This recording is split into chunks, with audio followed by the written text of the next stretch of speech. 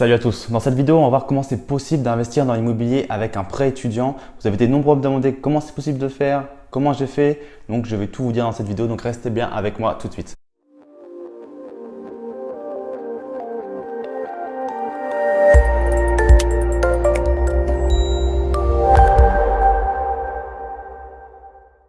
Alors tout d'abord, je souhaite vraiment faire une mise en garde sur cette pratique, c'est que ne le faites surtout pas si vous ne vous sentez pas prêt à investir dans l'immobilier.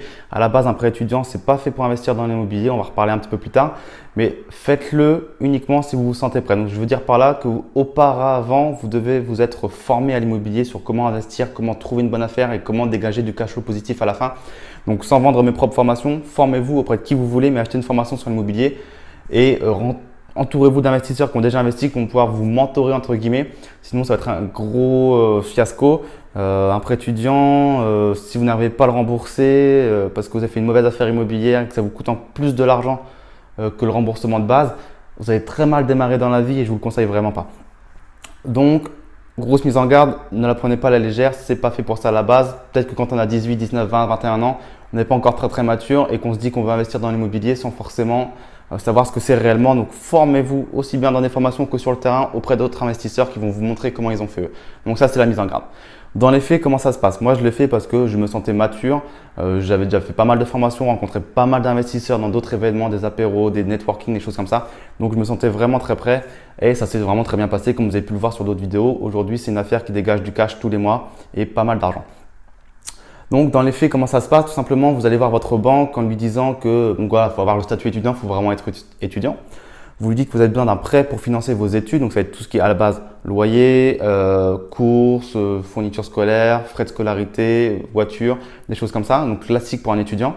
Vous lui dites que vous avez besoin d'un X montant. Donc, souvent, ça va de environ 1000 au maximum 50 000 euros en fonction des banques.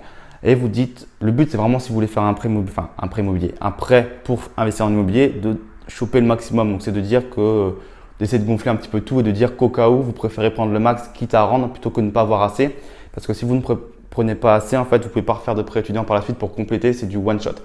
Donc, essayez de prendre le max.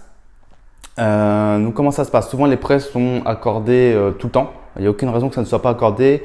Le seul petit point qui est important, c'est qu'en fait, la banque demande forcément une caution parce que vous êtes à poil, vous êtes étudiant, vous n'avez pas de revenus normalement, vous n'avez rien. Donc, la banque peut quand même être sûre que vous allez pouvoir rembourser. Donc, la caution, c'est typiquement les parents en premier lieu, voire autres si besoin. Je crois que l'État maintenant peut se porter caution, mais là, c'est plus compliqué, surtout si vous voulez faire un prêt immobilier, enfin un prêt pour investir dans l'immobilier, encore une fois. Bref, le cas typique, c'est les parents qui vont devoir simplement signer et recopier un petit texte disant qu'ils s'engagent à rembourser. Bref, le classique d'une caution, qui s'engage à rembourser si jamais vous ne payez pas. Donc là, il faut que vos parents vous fassent confiance aussi. Moi, il n'y avait pas de souci là-dessus parce que voilà, ils savaient que j'étais sérieux, qu'il n'y allait pas y avoir de souci. Je leur ai présenté le truc, ils voyaient où j'allais. Donc pas de souci là-dessus, mais c'est le seul point. Au niveau du prêt, les conditions sont vraiment royales, c'est-à-dire qu'on a un taux qui est magique. Donc moi, j'avais eu 1,19. Donc aujourd'hui, les taux continuent à baisser. Donc plus je le dis, moins ça paraît ouf, mais quand je l'avais eu, c'était vraiment très bien. C'est fou. Limite, l'argent est gratuit. On a des possibilités de différer, donc moi j'ai pris un différé de 5 ans. Donc le crédit est seulement sur 10 ans, mais on peut faire un différé de 5 ans. Donc moi j'ai pris un différé de 5 ans. Donc là pendant 5 ans, je fais énormément de trésorerie puisque je n'ai pas la charge du crédit. J'ai uniquement les charges de copro, des trucs comme ça à payer, mais ça reste vraiment très mineur. Donc possibilité de faire une grosse trésorerie dès le début, ce qui est très rassurant. Quoi d'autre? Possibilité de remboursement anticipé sans indemnité partielle ou totale. Donc ça c'est très intéressant aussi puisque voilà, pendant 5 ans, mon objectif c'est de faire beaucoup de trésorerie. Au bout de 5 ans, faire un remboursement anticipé partiel à hauteur d'environ 60% du capital, de manière à avoir pendant les 5 dernières années de remboursement une petite mensualité et puis toujours avoir un gros cash flow. C'est vraiment la stratégie. Donc voilà, comment ça se passe? Donc vous essayez de choper le maximum. Les conditions, il n'y a pas besoin de négocier sur les conditions parce qu'elles sont déjà royales. Les pièces justificatives, ça va être quoi? Ça va être simplement la carte étudiante de la même façon que si vous la présentiez au McDo pour avoir un burger supplémentaire ou en boîte de nuit pour rentrer. Donc c'est tout. Elle va peut-être demander la déclaration de revenus des parents pour voir un petit peu comment ça se passe. Mais logiquement, votre banque vous connaît parce si vous êtes dans la même banque que vos parents, elle vous connaît. Donc c'est ce que je vous conseille de faire. Bien typiquement, on est dans la même banque que celle de nos parents. Donc ça colle déjà mieux là-dessus. Ensuite, les fonds sont débloqués très rapidement dès signature du contrat. Donc vous pouvez aller un matin à 8 h à la banque, dire on débloque tout de suite parce que vous êtes sûr, vous êtes avec votre parent. Et dans 2-3 jours avoir les fonds, c'est vraiment très rapide. C'est un petit peu de paperasse comme tous les prêts. Et voilà, donc les fonds sont débloqués, vous les avez sur votre compte. Il n'y a pas de débloquement, je ne sais pas si ça se dit déblocage, débloquement, déblocage partiel en tout cas. Bref, les fonds ne sont pas libérés au fur et à mesure de votre scolarité. Ça, c'est un truc que j'ai vu, mais ce qui est faux en tout cas. Moi, j'ai eu tout de suite. Donc ça, vous pouvez le demander d'avoir tout de suite. D'ailleurs, si votre banque veut vous donner au fur et à mesure, il n'y a pas de raison à avoir un étalonnement comme ça. Donc vous avez tout de suite. Il n'y a pas besoin de fournir de pièces justificatives à la banque de ce que vous avez dépensé avec le prêt étudiant. Ça, c'est un truc que j'ai vu aussi, mais c'est complètement faux. D'ailleurs, c'est bien écrit dans le prêt étudiant que la banque n'a aucun droit de regard sur ce qui est fait de l'argent. Donc, vous pourriez vous acheter avec 50 000 euros un Porsche Cayenne que la banque n'aurait rien à dire. Donc, c'est un exemple grossier. Je vous conseille vraiment pas. Il vaut mieux investir dans un actif et pas un passif. Ça, vous le savez, je pense. Mais il n'y a pas besoin de justificatif des sommes qui vont être, des dépenses qui vont être faites. La seule banque qui demande, qui met une condition à ça, en fait, c'est la Société Générale sur laquelle c'est écrit très clairement sur le site hors investissement immobilier. Donc là, c'est très clair pour elle, mais toutes les autres banques ne le disent pas. Donc à la question, est-ce que c'est légal ou pas de faire un prêt étudiant pour investir dans l'immobilier, c'est un truc que j'ai vu souvent en mode oui, mais c'est pas légal, des choses comme ça. Pourquoi ça serait illégal? C'est écrit nulle part que c'est illégal à ce que je sache. Jusqu'à preuve contraire, moi je veux bien la preuve si vous en avez une, mais j'ai jamais trouvé quelque chose qui disait que c'était illégal. De plus, moi, ma conseillère, elle a su que j'avais acheté un appartement avec ce prêt étudiant et elle m'a rien du tout dit. Elle m'a au contraire félicité de la démarche.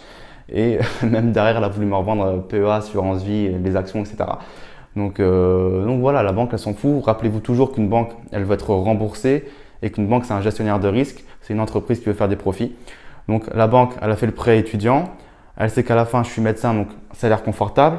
Elle sait que derrière, il y a caution. Elle a vu la déclaration de revenus des parents. Ça l'a rassurée éventuellement. Bref, elle n'a aucun risque pour elle, donc elle libère le prêt étudiant. Il faut savoir qu'un prêt étudiant est toujours libéré, il est toujours accordé. Franchement, j'ai jamais vu de cas où ce n'était pas accordé. Donc voilà la démarche. Autre question qui revient très souvent, c'est au niveau des virements chez le notaire. Est-ce que ça ne bloque pas? Du tout. Encore une fois, vous faites ce que vous voulez de l'argent. Forcément, il faut appeler sa conseillère pour faire passer le virement chez le notaire parce que c'est plus 50 euros dont on parle. Là, c'est peut-être plusieurs dizaines de milliers d'euros.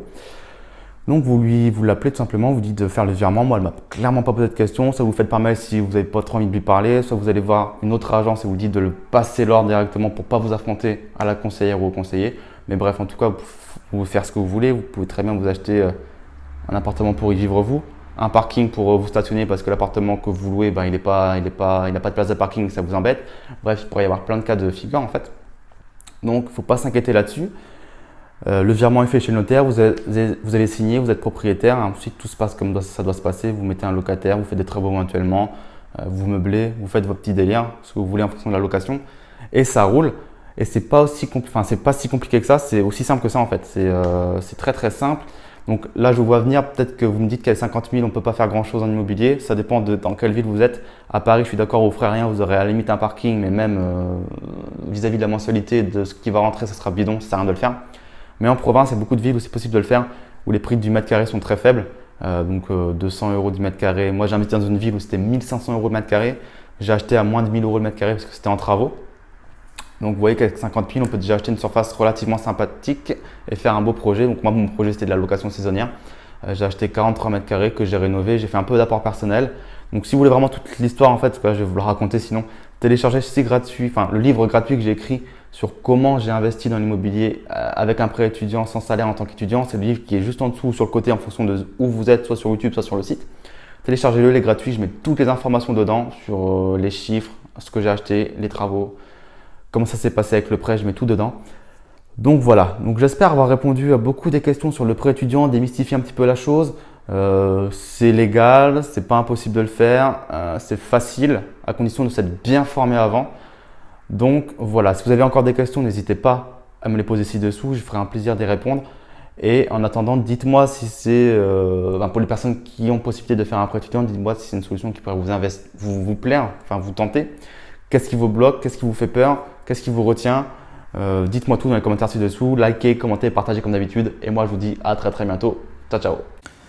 Au fait, n'hésitez pas à télécharger ci-dessous le petit livre que j'ai écrit et qui retrace comment j'ai pu acheter à 21 ans, sans salaire et en tant qu'étudiant, mon premier appartement pour le louer.